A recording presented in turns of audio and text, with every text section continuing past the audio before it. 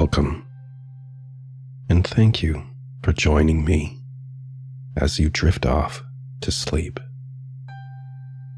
Tonight's story is titled Night Chase and is about a young woman who endures a harrowing late-night shift at a diner.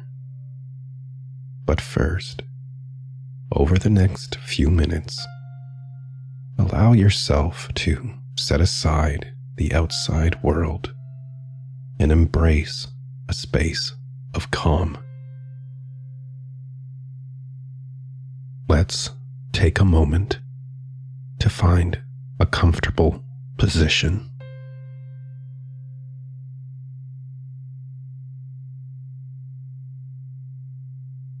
Gently close your eyes and let your body settle into the moment. Take a deep breath in, filling your lungs with air, and then slowly release it, letting all tension flow out. Breathe in again, deeply and fully, and breathe out, letting go of anything weighing you down. Allow your breathing to become natural and effortless, each breath bringing you more and more into a state of ease and relaxation. Now, bring your attention to your body, starting at your feet.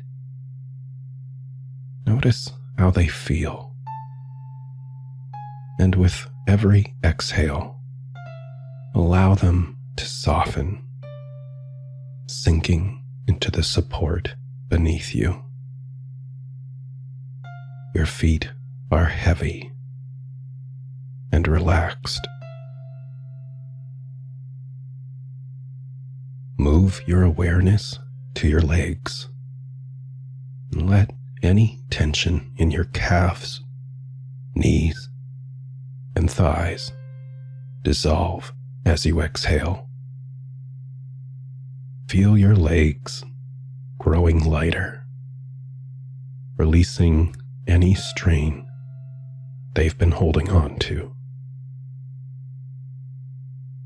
Shift your focus to your hips and lower back. Imagine a gentle warmth spreading through this area, melting away any stiffness or discomfort. With each breath out, feel your hips releasing, and your lower back softening. Now, focus on your chest. Notice how it rises and falls with your breath. Let each exhale loosen your chest, making it feel open and free. Imagine the air flowing easily, bringing comfort and stillness with each breath. Let your attention drift to your shoulders and arms. As you exhale, feel your shoulders drop and your arms becoming loose and relaxed. Picture any heaviness leaving your body, flowing out through your fingertips.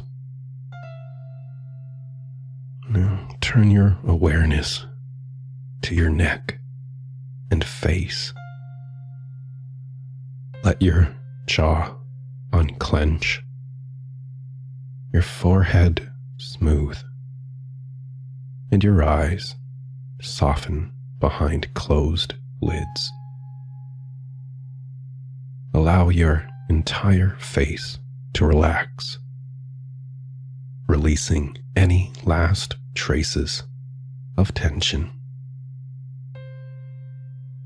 Now that your body is at ease, bring your focus back to your breath. Notice how it moves in and out. Each inhale bringing calmness, and each exhale releasing any lingering stress. And for the next few moments, simply rest in this peaceful state.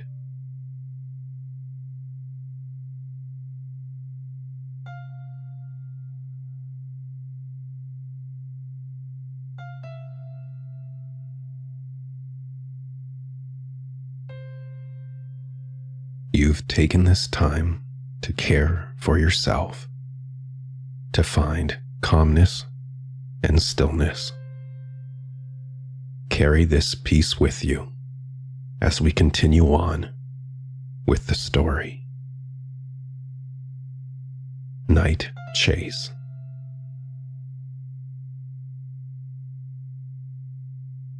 I took the late night shift on purpose. I guess I'm what some people would call an introvert. I'm not shy or quirky. I just prefer solitude. I like the emptiness of the shops during the day. I like spending time around the crew of quiet old people who spend their mornings at the local fast food place. I like things to be peaceful. But sometimes, even when we do our best to position ourselves for happiness, things just go wrong. It was a typical night. There were only a couple of customers left in the diner at this time, both regulars. Steve sat at the counter in front of a half-eaten plate of fries and a small bit of coffee that had sat cold for the last half hour. He was here almost every night, waiting until his family had likely gone to bed before going home. All of this was unspoken, of course, but over time, when you deal with the same customers, you start to learn their habits. Joanne sat at one of the booths in the corner where she had been flicking scratch ticket dust onto the floor since she walked in. She largely kept to herself, believing we couldn't smell the smuggled vodka she'd been pouring into her drink. She stopped going to the bars years ago. It was starting to get a bit late, even for these two, so I asked them to finish up and told them I'd be closing soon. Begrudgingly, but obediently, they shuffled out of their seats, and I returned to my list of closing tasks. To be fair, there wasn't much left to do. I had worked out a routine that suited the late night shift. I had it down to a science. One of the last and one of the least glorious tasks was to haul the dirty oil from the fryers to a special pickup area out back. The oil typically filled 2 large buckets that I carried to the back door. Leaving one behind, I pushed open the back door into the alley behind the restaurant. Stepping into the cool, early autumn night air was refreshing after being in front of a fryer and grill for most of the evening. the invigorating feeling of light mist hitting my face was interrupted by the sound of the large metal door closing behind me. I opened the doors of the metal bin with a little bit of effort. Chipped paint and rust prevented the handle mechanism from working smoothly. The door swung open quickly and collided with the side of the bin, making a large metal clang that echoed throughout the alley. As the ringing subsided, I was almost positive I had heard a weird grunting or growling noise. In the moment, it sounded guttural and intentional. I stopped what I was doing to listen for any other sounds that were out of place. This wouldn't be the first time I encountered a problem while closing up. I've been yelled at by people heading home after a night of drinking. I've caught people having intimate moments behind the bins. I've even nearly got pulled into a fight between two stray dogs. Based on the growl I thought I had heard, I feared I was facing another dogfight situation.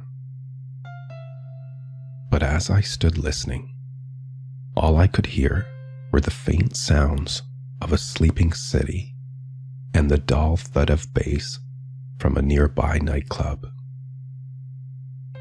Wanting to get the task over with so I could finish closing and go home, I convinced myself it had been my imagination.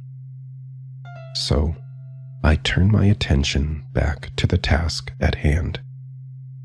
I loaded the bucket into the bin and secured it shut. Heading back to the restaurant, I began to smell something awful.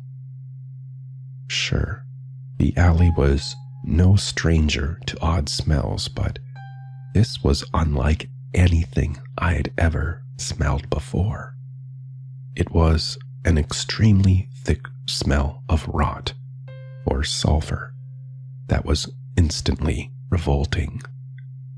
I instinctively pulled the neck of my shirt up and over my nose in an effort to cover it up. I don't know why, but this particular smell didn't sit well with me at all. It wasn't just the nausea. It caused the hairs on the back of my neck to rise, and I broke into a cold sweat. It was as though my body instinctively knew this smell was unnatural. I had the overwhelming compulsion to flee.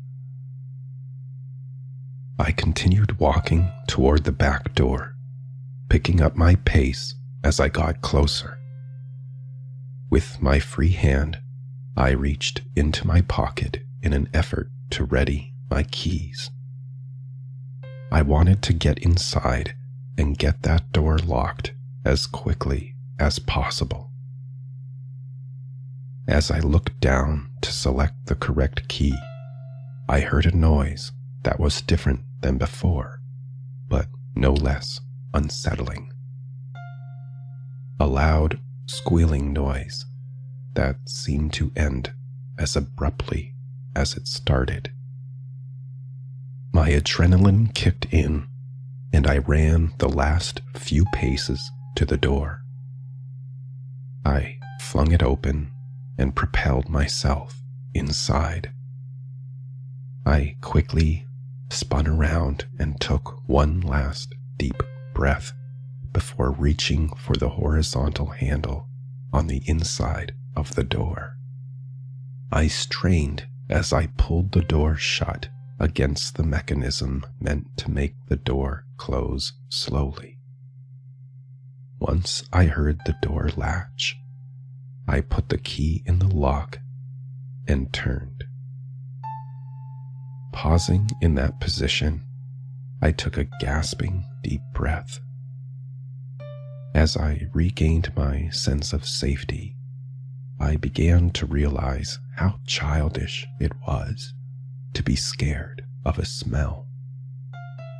The more I thought about it, I was also certain the last noise I heard was just a rat having an unfortunate encounter with one of the local cats. Shaking it off, I put away my keys and pulled out my phone. As much as I knew she'd make fun of me, I had to tell Maya about this. I headed back toward the kitchen while staring at my phone, engrossed in typing out my story. As I turned the corner, a voice called out, "There you are." I jumped and gasped. My phone went flying out of my hands onto the tiled kitchen floor, and I heard the distinctive noise of glass cracking. I turned to see the source of the voice. It was Joanne. My shock immediately turned to anger as I bent down and picked up my newly demolished device. Appearing as though she didn't even notice, I confronted Joanne about her unexpected presence. She held up one of her scratch tickets, exclaiming she had won the jackpot. She had not. Regardless, I told her I was happy for her and ushered her out of the door, explaining that I would call her a taxi. I made sure to lock the door behind her. I also flipped the open sign and closed the blinds on the main door. Instinctively, I reached for my phone to make the call before remembering the state of the thing. The landline was my only option left. I walked behind the main counter and lifted the receiver off of the wall-mounted touch-tone phone. Thankfully, we had a list of regularly used numbers nearby, and one of the first ones was the local taxi company. I dialed the number and waited for someone to answer. My concentration was broken when I thought I heard a scream coming from out front. The operator answered, but I was too concentrated on the noise to answer back. After snapping out of it, I apologized and told them I would call back. I hung up the phone and made my way back to the front door. Concerned Joanne had possibly fallen, I pushed 2 slats of the blinds open with my fingers and moved my face closer to the glass door. My eyes scanned back and forth, looking for any sign of Joanne, but all I saw was the moistened asphalt of the road, lit up by the eerie orange glow of a streetlight. This continued until I spotted something on the edge of the sidewalk that I couldn't quite make out at first. It looked like some pieces of trash, but as I concentrated harder on the objects, I realized they were scratch tickets. Thinking these might have been Joanne's, and not being able to see any danger, I decided to go investigate further. I pulled back from the blinds and unlocked the simple deadbolt of the front door. I opened the door only slightly at first and called out for Joanne, but no one answered. I stepped outside and quickly looked both ways to see if I could see anything that was previously hidden from my position behind the door. The streets appeared empty, so I ventured out further, making my way over to the tickets. As I knelt down, I noticed they were covered in dirt or something, but I couldn't quite tell until I held them in my hands. It was blood. My heart began to pump in my chest.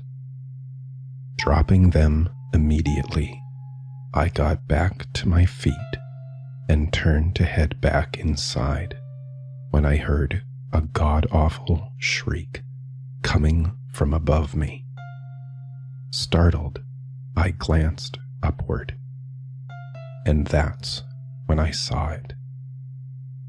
Standing atop the second-story roof was a large creature on 2 legs. Its toes gripped the edge of the building with the help of what I can only describe as talons. Continuing to look up, I realized its arms were tense and its fists were clenched. Its head faced the sky. Most frightening of all, there were 2 large, outstretched, bat-like wings that protruded from its back. It was hard from that angle to tell exactly how tall it was, but it looked big. Hoping I wasn't noticed, I turned my attention back to the front door and made a run for it. I was able to make it inside and lock the door. The relief that flooded over me as I secured the lock was quickly upended when I realized that this little lock was in no way going to stop something that big if it really wanted to get me. Conflicted between calling for help and making a run for it out back to my car, I remained frozen. I was so shaken by what I had just seen that I was trembling with fear. Realizing I was in no state to drive, I decided to call the police. I ran for the phone and went to dial the emergency number when it occurred to me. What exactly was I going to tell them? The hum of the dial tone echoed in my ears as I tried desperately to rationalize what I had seen. Suddenly, it hit me. Joanne. I was so scared that I had already forgotten. I would just report the noise I heard and the blood on the tickets. I continued to make the call. The operator answered, and I explained the situation regarding Joanne as calmly as I could. Eventually, they agreed to send a car, but they didn't know how long it would take. I wanted to explain the urgency of the situation, but my mouth just couldn't get the words out. I knew they'd think I was crazy. I hung up the phone and without thinking, crouched behind the counter, hugging my knees. And that's when I heard it. A large thump from beyond the front door startled me forward onto my hands and knees. The glass rattled for a second from the impact. This thing really was big. I listened intently, hoping to get an idea of what was going on. At first, there was nothing, but then the sound of heavy breathing got louder and presumably closer to the door. I knew I had remembered to close the front blinds, so I felt safe taking a peek to see what I could see. I got back into a crouching position and placed my hands on the counter. The front door slowly came into view as I raised my head and listened as the heavy breathing continued. A vague silhouette was cast on the blinds, but there was little movement. It didn't matter. I could tell exactly what it was. The creature seemed to just stand there, slightly swaying. I stared intently until I heard the deadbolt collide with the frame. The outline of the creature's hand touching the glass made me dart back into my hiding position. It seemed like it wanted in, and judging by the size of the outline of the hand, I knew this glass door was not going to prevent it from doing so. Shaky or not, I had to get out of there and out back to my car. I listened to the intensifying breaths of this creature as I plotted my escape plan. The sounds it made were getting more frequent and increasingly guttural, as if it were becoming frustrated. The deadbolt continued to smash against the frame of the door as the creature pushed harder and harder. Fearing I didn't have long, I started to make my way back to the door, walking slowly. I was still hoping it would just go away if it didn't see me. I carefully took the keys for the back door out of my pocket, making sure they didn't make any noise. Unfortunately, my fear was taking over me, and the trembling in my hands was uncontrollable. As I attempted to put the key in the keyhole, it danced around, tapping against the lock and even the door itself. I started to use my other hand for stabilizing when I heard it. I knew that sound. That was the front door deadbolt. I had been so focused on my task that I hadn't realized there had been no sound other than that familiar click. I also knew that no one had the key for that lock. The owner had lost it and never had it replaced. It was always locked from the inside. I needed to get out. Now. I don't know if it was luck or a rush of adrenaline, but I got my crap together and was able to unlock the door. Before I could even push the door open, a large crash punctured the silence. The front door had been forcefully pushed open, and that familiar silhouette stood in the doorway amongst shattered glass and ripped blinds. I turned around and pushed the back door open. Without thinking, I kicked over the bucket of dirty oil I had failed to put out and ran behind the open door. I pushed on the door as hard as I could to get it to close.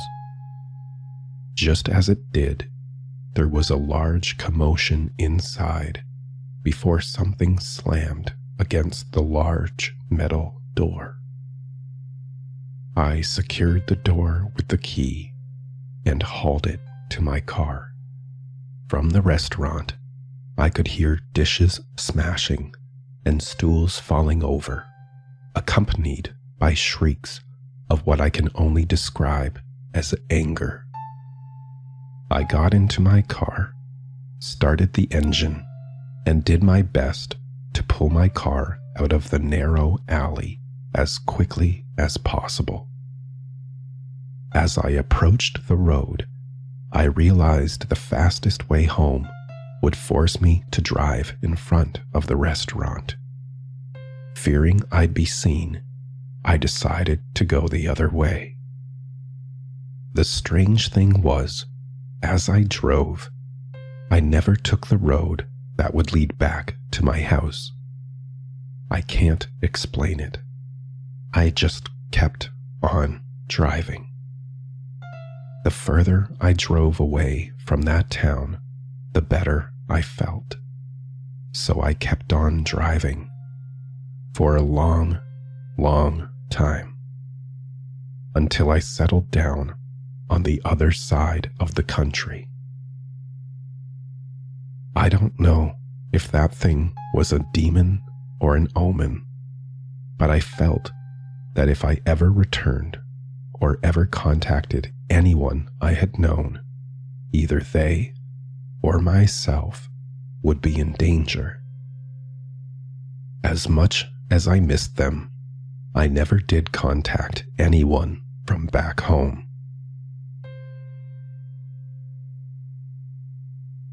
Now, obviously, this isn't my story. It isn't even a true story. To be honest, I have no idea what happened to my sister the night she disappeared from her waitress job. I don't know why the restaurant was trashed, or why she made that odd call to the police. I'm not sure we'll ever find her car or see her again. All I can do is hope she's out there somewhere, happy and safe and away from the monsters. This has been Night Chase. I hope this story has given you the time needed to drift off into a peaceful sleep. I look forward to spending time with you in the future.